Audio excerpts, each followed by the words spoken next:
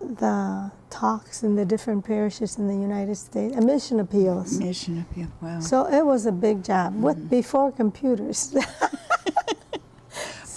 But you got to know our sisters and the work they were doing in lands outside the United States. And that gave me a taste for that. And then when I finished there, I asked to study social work. I had my master's in education, but I wanted to have more of an experience of dealing with the different types of people that there are in the world.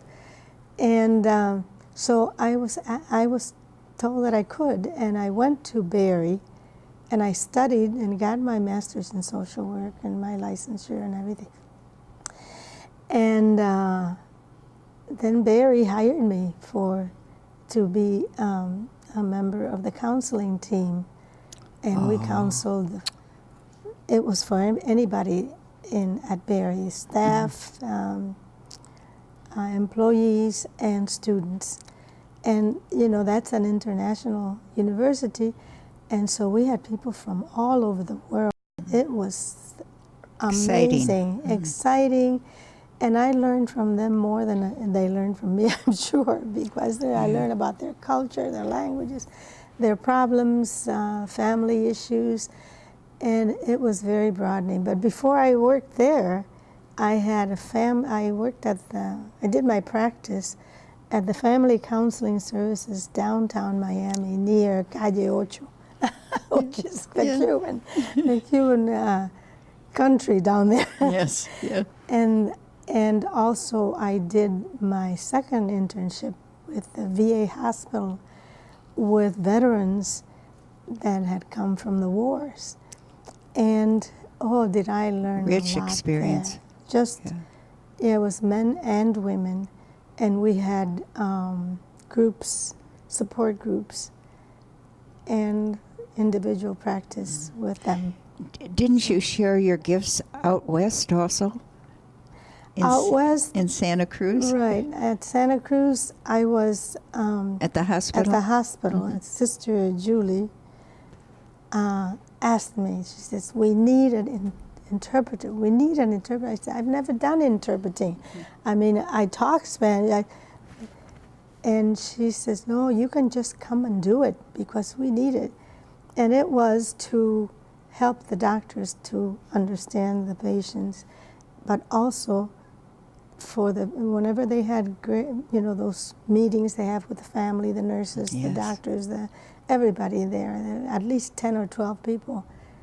You have to sit there and hear what the doctor says and say it in Spanish, and then any questions, then you say to the doctor like that, and that could go on for an hour and a half. I'm telling you, by the time you get out of one of those things, it feels like a day. You're drained. But anyway, I did it for 2 years. Beautiful experience. And I had to learn a lot of vocabulary because I never spoke in those medical vocabulary. But you spoke English when you entered even, didn't you? Well, we spoke Spanish at home and English in school. And I really didn't speak English as such until I entered. Then I was amazed at myself that I could speak English as well as I did. Good student. We went to the university as soon as we entered, and those texts were, to read all that stuff, that was very hard. I found that very unfortunate because I had never in my life received low grades. But I couldn't get the reading done as fast as everybody else read it. And we never had time to study. I said, this is so, maddening. I was always angry at that because we didn't have time to study. Yes. In fact, one of the other Puerto Rican candidates who entered left because of that. She says, here I'm studying and I can't study. And she was an A student, and so I was couldn't more even go to B's, but couldn't go into the closet even to study. You couldn't. And the lights were out. Period. If you didn't do your homework, you're out of luck. Who was the formation director at that time? Oh, I had Margaret Phillip, She was very good to my sister and I. I never mentioned that my sister your entered sister. Tell me at more. the same time. Well, my sister was in college. She was finishing her first year of college in Ponce. In Ponce. And I was graduating from high school. I didn't know she wanted to enter, and she didn't know I wanted to enter. So we had a hard time trying to find places to go, because in those days, white communities did not accept black people. Oh my! And so I remember Florence Gibbons said to me, "You need to inquire about other congregations, because I don't know if ours will take you, because we're not integrated." So I started writing to different congregations, and everybody said, no, no, no. And so I was crushed to death, you know. So I said to Francine, I haven't found any. I remember I went up to the kitchen to help her, and she was baking a cake. And here I'm crying over this cake. And then Mother Gerald went down to see the nuns, and they told her, you know, she's asking to enter, and you know, we. So you were the first. The first. Had anyone? We had other people of color, but Yeah. they were, ¿cómo se llama? Oh, Indian descent, Native American descent, and. No one from from the Dominican Republic, even. Well, actually, What Teresita and Margot, they, you know, the people don't say what they are. What about And she Teresa had Joseph? some. Was she behind you? She And was. Teresita, her cousin? They were ahead of us, but they were white, sort of white. Oh, I see. You know, passing whites. Was that a problem for you then when you entered? When I entered, the nuns, Paul James and Louis James received me at Berry when we came over from Puerto Rico. By the way, I cried all the way. Well, I cried all the way, but I haven't cried since. But, and then they took us around Berry, and then from there, Louis James' mother went to the airport in Detroit and picked us up and took us to Adrian. So we were sort of, you know, sheltered from whatever was happening out there in the 50s and 60s in the United States. But my mother was a wise woman. She said, you can enter the convent. When I asked her, you can enter the convent if you tell your Mother Superior not to ever send you to the South. That's how I entered. Well, I never said it to her, but somehow she must have made it known, because I have never yet touched the South other than Miami. Oh, that's a great story. Great story. Yeah. So anyway. I do know you had a brother who had polio. Yes. That's a beautiful story of his strength and courage. When he was a sophomore in high school, he became ill. And there were several people on the island, and he was one of them. All of them died soon after, and my brother was the other one. And I attributed to my mother's diligence in looking for a cure. Not for a cure, but for access to the treatments that were available and all that. As a result, he got the best care, and he was in the hospital in San Juan in an iron lung for about 2 or 3 months. And then she continued with rehabilitation. She was able to reach the rehabilitation organization in the United States and ask them to take his case. And they said they can't come down to do it, but if she could get him to Bellevue Hospital in New York, he could get all the treatment that the American people were getting. Was that an iron lung? Well, no, he was in the Iron Lung in Puerto Rico. Okay. But in Bellevue Hospital, they had a whole team of doctors that worked in polio. What did he end up doing, though? Didn't he get a master's? Yes, he got a master's in accounting, and it was our sisters who provided him with the opportunity to study at Catholic U in Catholic University of Ponce, where our sisters were. And I forget the names of the nuns. Was it Mary Creighton? It was Aquiline. Oh, Aquiline, yes. Yeah, but that got him in the university, and it was Mary Creighton who was her assistant in providing him with coursework and the tests and everything, because he had to study one semester at the university and one semester at home because his body couldn't take all the... Is he alive today? No, he died at 40. Mm-hmm.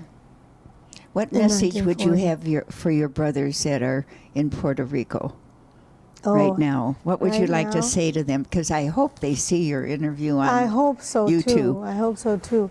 Quiero decirles que les quiero mucho y no me olvido de ustedes y que rezo por ustedes todos los días durante la misa y sé que su vida ha cambiado mucho, pero el Señor les ama y les espera con mucha ansiedad. God bless you, and thank you again for your ministry with Ana Feliz, and You're blessings welcome. on your life and your It's my jubilee. privilege to be with her and to be that. Beautiful.